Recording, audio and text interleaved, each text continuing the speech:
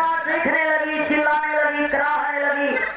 देश के जवान गए सीमा पर, बड़ी देवी पर प्राण की आहुति देते हुए अपने भारत देश को आजाद करा लिए। देश हमारा आजाद है, हम आजाद है, आजाद होकर के भी आजाद नहीं है। कहानी कहाँ पे बा? यहाँ एक लाइन गजल से लगना बा। कैसे?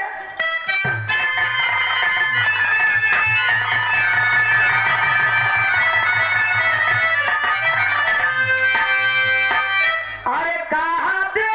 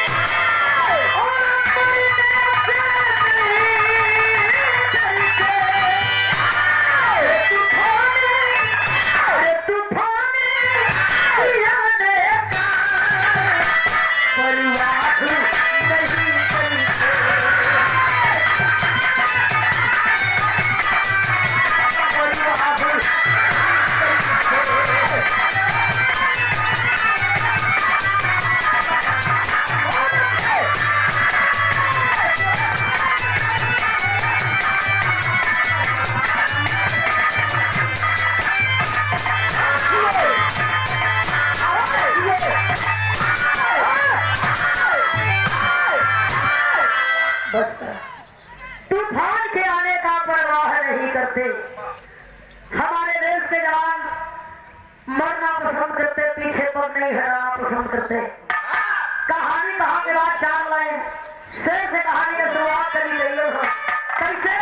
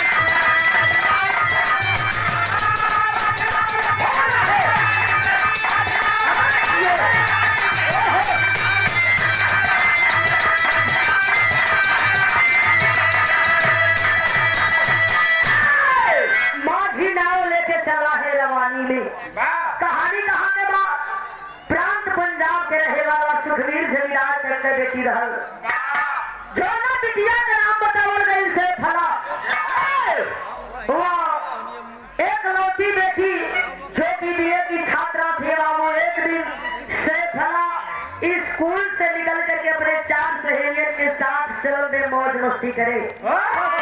नदी के किनारे चलो समुद्र का मजा लेवे बदे जा करके एक मल्लाह से आवाज लगावत के भैया तेरे अपन नौका समुद्र के बीच में लेके चलता हमने का समुद्र के मजा लेवे के बाद सैफला के साथ 4 सहेली कुछ लोग और नौका में सवार हो गए। मल्लाह अपनी नैया को खोल दिया करके मल्लाह अपनी नौका को समुद्र के बीचों बीच चला है।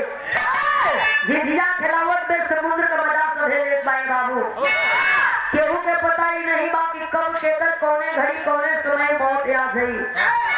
वह मल्लाह अपनी नौका को लेकर के समुद्र के बीच में है सभे मजा करत बा। यहाँ गीत लगल बड़ी पुरानी गीत बा कैसे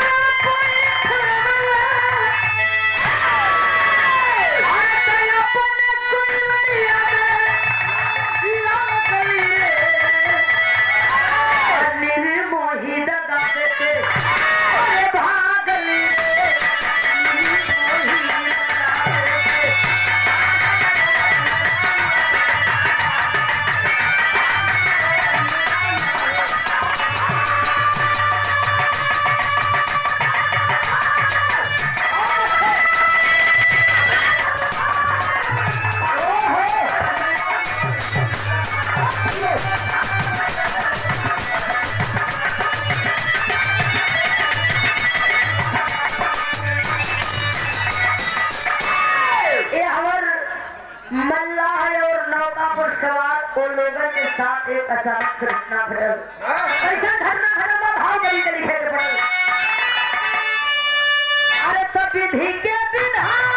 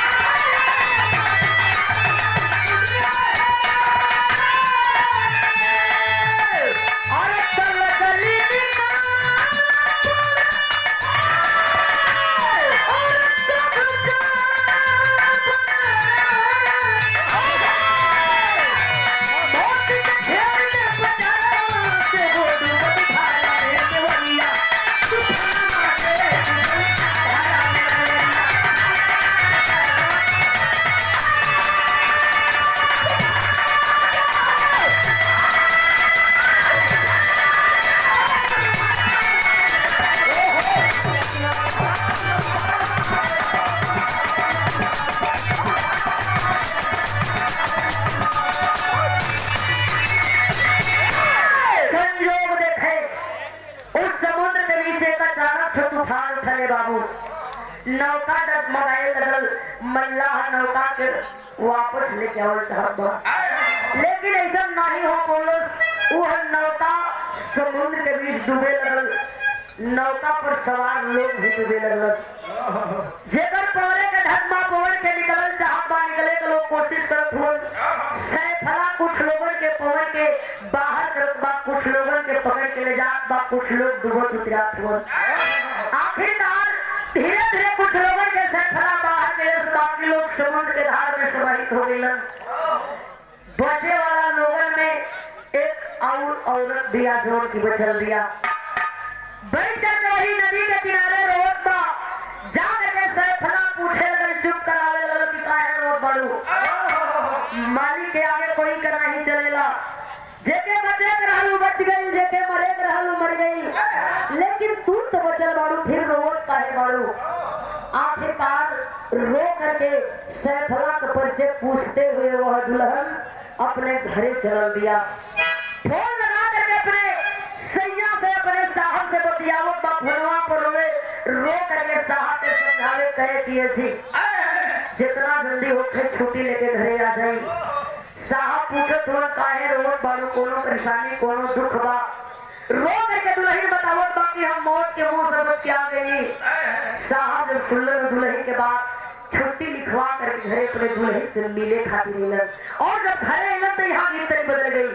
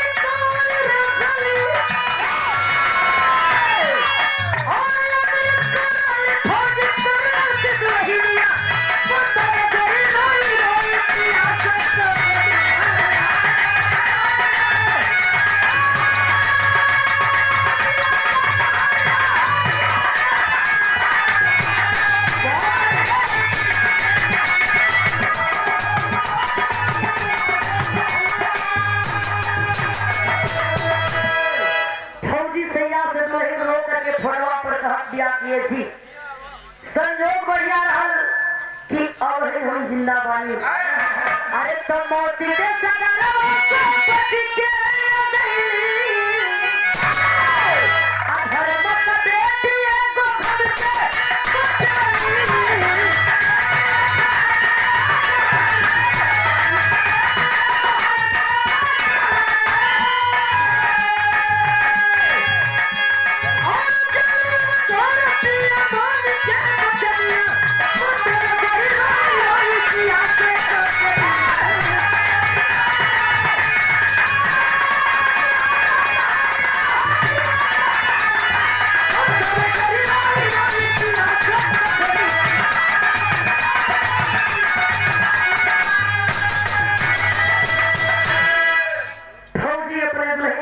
के जब घरे बैठ कर वही की बगल में सवाल करे लगल, पूछे लगल कि कुल भई कैसे।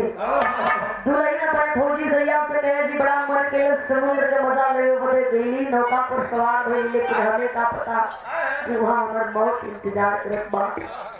फौजी अपने अमृत कौर पत्नी के समझाते हुए कहे कि चिंता नहीं करा, जब बच गई लो तो एक बात नहीं बतावा कि बचावे वाली वो लड़की का नाम बा, ओकर घर कहाँ बा। अमृत कौर अपने फौजी सैया से कहे कि ओकर नाम सैफला बा और प्रांत पंजाब के रहे वाला सुखवीर जमींदार के इकलौती बिटिया बा। जोना के हम अपन धर्म के बेटी भी बना ले बनी। फौजी सैया बड़ा खुश भइलन, अपने पत्नी के लेकर के सैफला से मिले बदे प्रांत पंजाब सुखवीर जमींदार के घर आ मिलन। आगे के दरवाजे पर आवाज लगाओ सुन, सुखवीर जमींदार पर देखलन हो सिपाही वर्दी में हमारे घरे आखिर बात का बात है उमर बिटिया को गलती तो नहीं है कदेलस जा करके सुखवीर जमींदार अपने बिटिया से फला के बोलाऊं तुम बिटिया तेरे घर से बाहर आओ देखा कोई दरवाजे पर कोई जो हक बा आ करके से फला देखा बा पहचान गई अरे चाची तू तो हुए उजे के हम समुद्र से बचा के बाहर कैली हो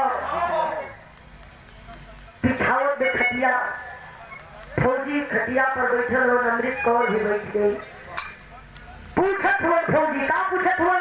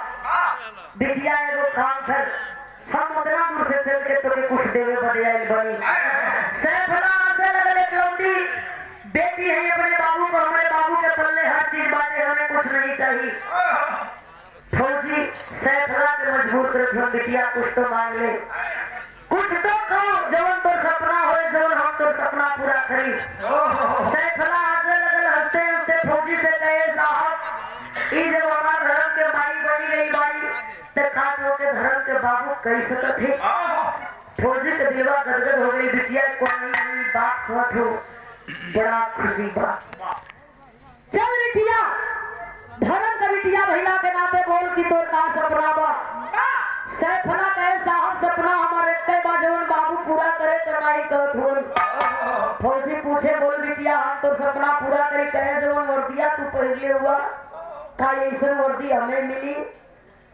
वो फौजी सैफला का बात सुन करके अब आप मने सोचे लगन बिटिया अगर ये वर्दी तो है मिल जाए तो का करूं सैफला बतावे फौजी से का बतावे यहाँ की खबर नहीं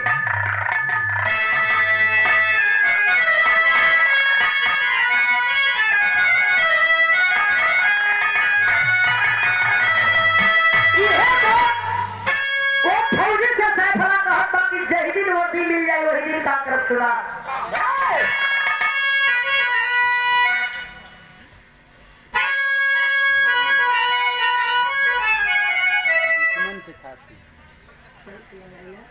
छाती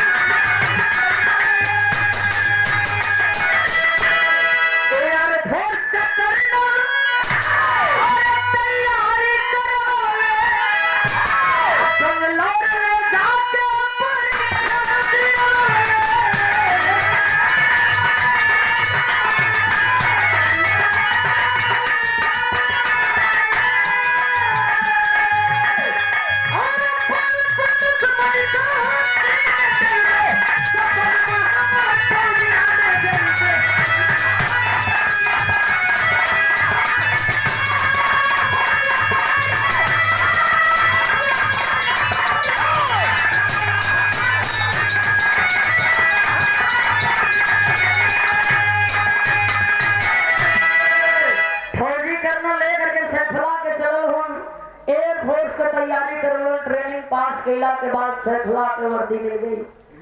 और जब ट्रेनिंग पास कैला के बाद सैफला के वर्दी मिल गई, छुट्टी पर अपने घरे आई। बाबू देख करके खुश हो। बिटिया एक रोटी बिटिया रो, हमारी इच्छा नहीं रहा, लेकिन जब वर्दी मिल गई वफादारी और ईमानदारी तन मन से ये अपने ड्यूटी के करिहा। छुट्टी बिता करके सैफला अपने बाबू से विदा लेकर के चले गए। धर्म के माई बाबू से विदा ले, हम ड्यूटी पे जाते तू लोग आशीर्वाद दो कि ये देश बदे और अपने माई बाबू बदे जी। ईमानदारी और वफादारी से अपने ड्यूटी के हम करी। जिस दिन वर्दी दी जाती है उस दिन कसम खिलाया जाता है।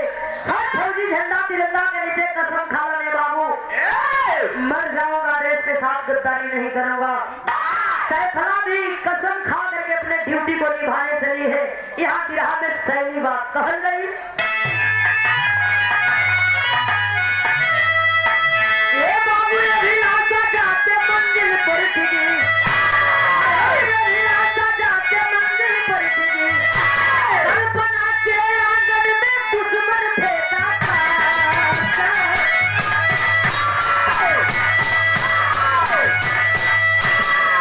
हर मंजिल हर काम वतन है, हर मंजिल हर काम वतन है। मेहनत करने वालों का जीवन उनका डूब जाता है, स्वार्थ में जीने वालों का। कर्नल साहब अपने अमृत कौर दुल्हे के साथ एक वचन लेते हुए हमारे विचार बा तोहरे कहले से सैफला के वर्दी दिया गई। अब हमारी इच्छा बा कि सैफला के अपने घर कभी बहू बना लेती, और जय दिन सैफला हमारे घर का बहू बन जाये, हमारे घर का सम्मान ऊंचा हो जाए, मान बढ़ जाये। अमृत कौर भी हंसने लगी। सैया बस हमारी तू मुँह का बात छीन लेला। हम ये सोचत रही कि सैफला हमारे घर का सम्मान बन जाए, स्वाभिमान बन जाए। चल रहे वह कर्नल साहब और जा करके सैफला के आवे हाथ जोड़न बिटिया तो आज सपना पूरा कैली, तोरे वर्दी चाहत रह वर्दी दे दिली। एक हमार सपना पूरा करा, हमारे घर का बहू बनबू। सैफला के आंख में आंसू बाबू के ताकत बा सर्वेज विराट करल बिटिया नहीं कला। जब तोरे धर्म के बाबू के इच्छा बा तो इच्छा के पूर्ति करा। सैफला तैयार होती है, ठीक बा तोरे घर का सम्मान बनब। कर्नल साहब बेटवा का फोटो दिलन, बेटवा हन ड्यूटी पर है। एक कई दिन छुट्टी लिखवाई तुहार बेटवा को करे बाद एक कई दिन बुला करके शादी ब्याह करा दी। फोटो लेकर के बैग में रखले बा सैफला और चंदन ड्यूटी करे लगे बाबू तन मन से ड्यूटी के करत बा। एक दिन वहां सैफला जोश में आकर के होश गंवाना चाहती है। सोचत बा कि रोज मरला से बढ़िया एक दिन मर जाई, या तो दुश्मन के मारी या तो खुदे मरा जाई। वो सैफला कैलाश का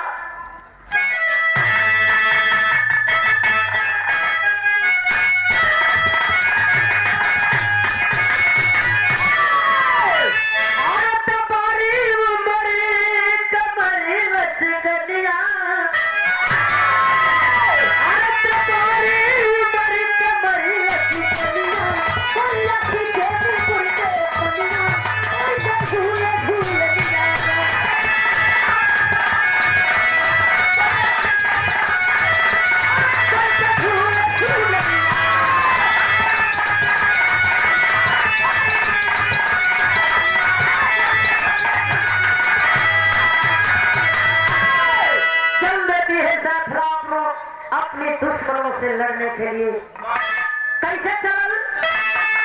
अरे चली बात है तिरंगा सीमा, चली बात है तिरंगा सीमा, चली बिना भोज बनिया,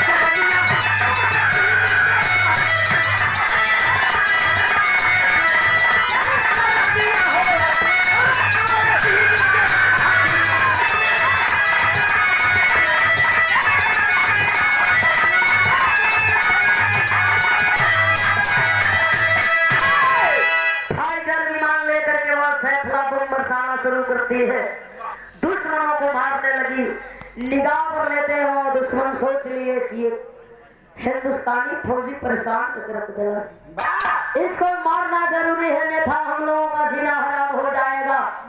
निशाने पर दुश्मन लिए बाबू,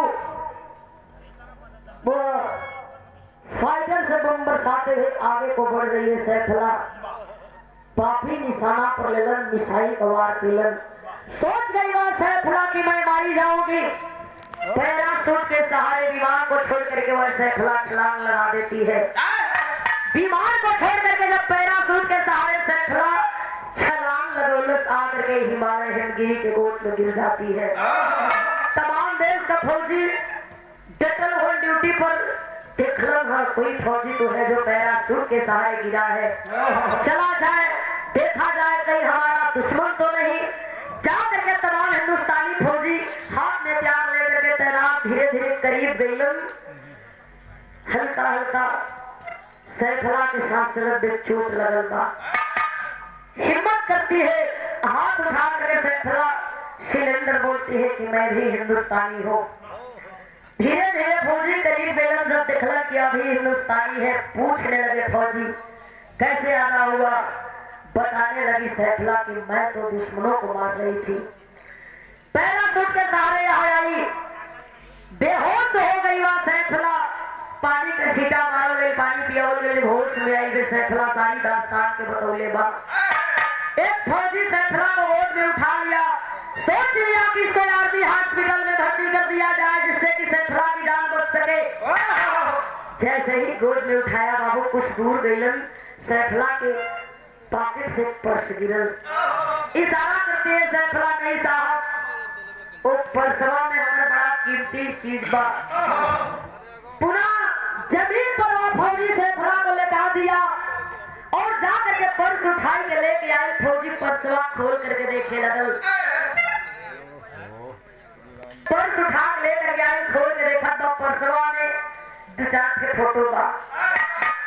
पूछे लगल सैफला बताओ दे हम धर्म का माई बाबू होन और ये हमार बाबू होन। फौजी का लड़का कौन है? सैफला बतावे कि धर्म के माई बाबू के इकलौता बेटा जे के आज ले हम देखले नहीं बनी, जैसे हमार शादी तय कई गई बा, देखा देखी नहीं थे। धर्म के बाबू के तहत नाम रहा कि छुट्टी पर एक दिन बुला करके शादी कराई, लेकिन ऐसा नसीब में नहीं बा। ये साहब लगता कि हम धर्म के माई बाबू के नजर में झूठ बन जाए।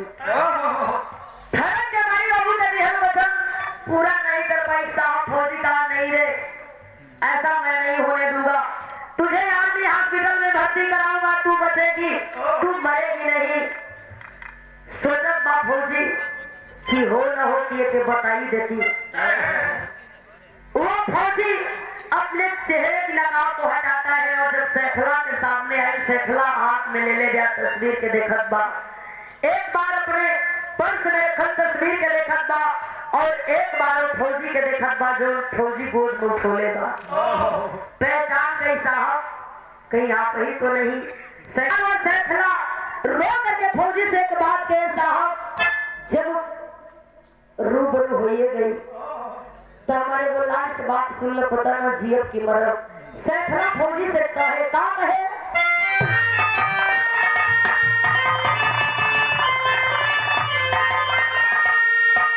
और मानिक के कहना ये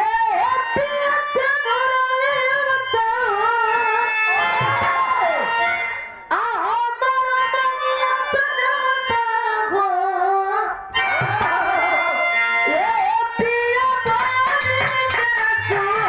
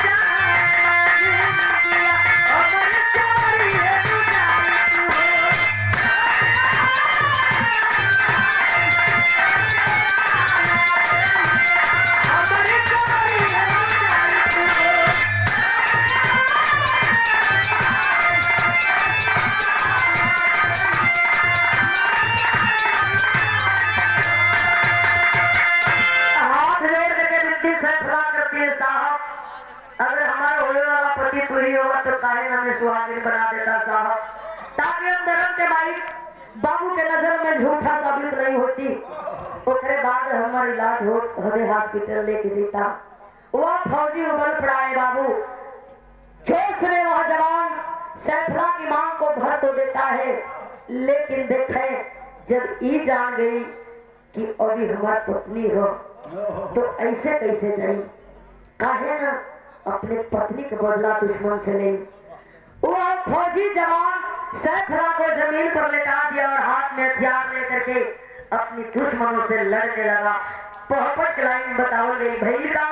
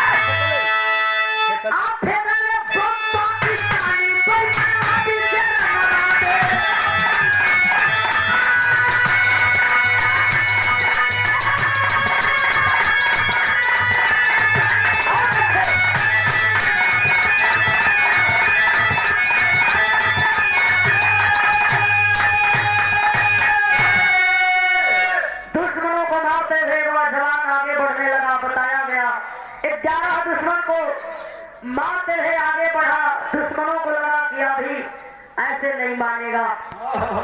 आखिरकार बम को प्रहार किए बाबू, बम से घायल हुआ जवान एक तरफ छटका दे और सैफला एक तरफ छटका दे।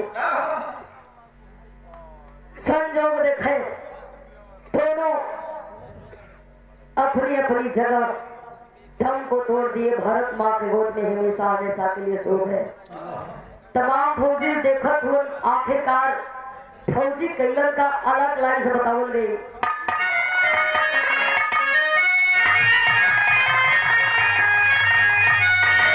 अरे धन्य धरती माई जवन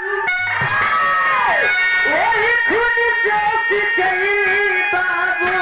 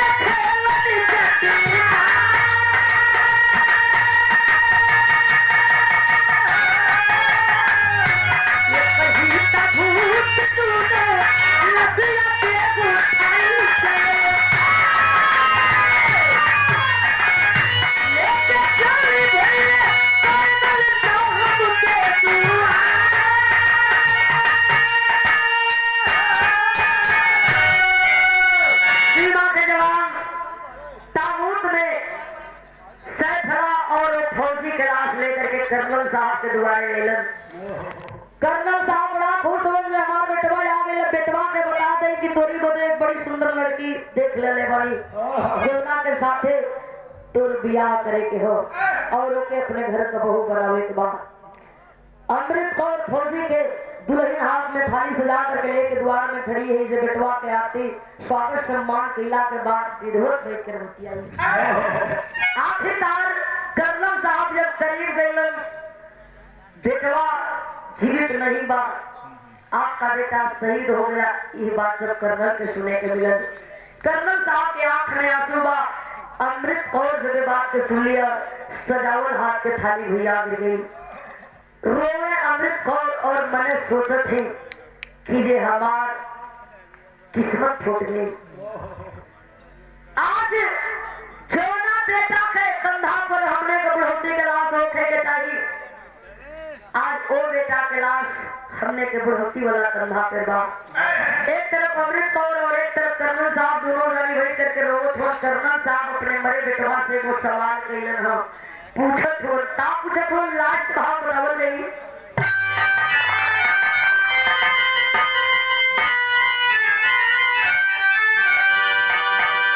ये बात करो और तो दुखी न होई बेटा,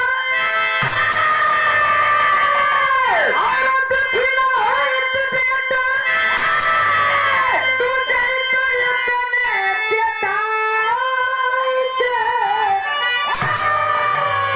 कैसे बीती दिन, और कैसे बीती दिन, तू जाई तो अपने बताई के कैसे बीती दिन।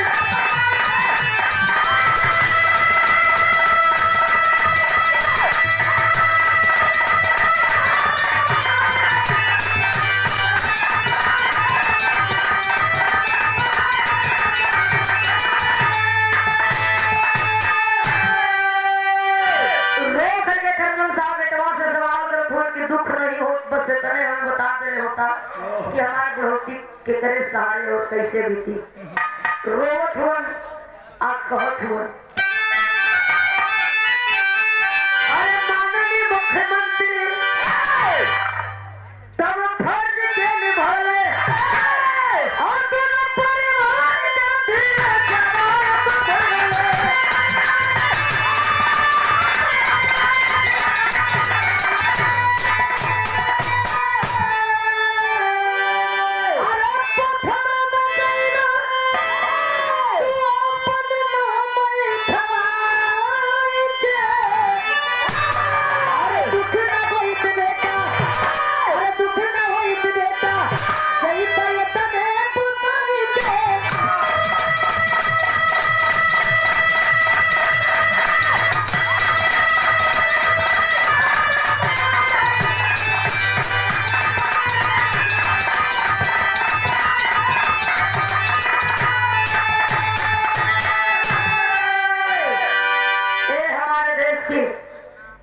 जिंदगी है, दो ही दिन ऐसा है जिस दिन को हम याद करते हैं, वो 15 अगस्त के दिन ऐसा दिन में, और एक 26 जनवरी के दिन। यही 2 दिन है जिस दिन को हम शहीद जवानों को याद करते हैं और उनकी मूर्ति पे श्रद्धा का सुमन अर्पित करते हैं। लास्ट भाव बताया गया, गुरु बिहार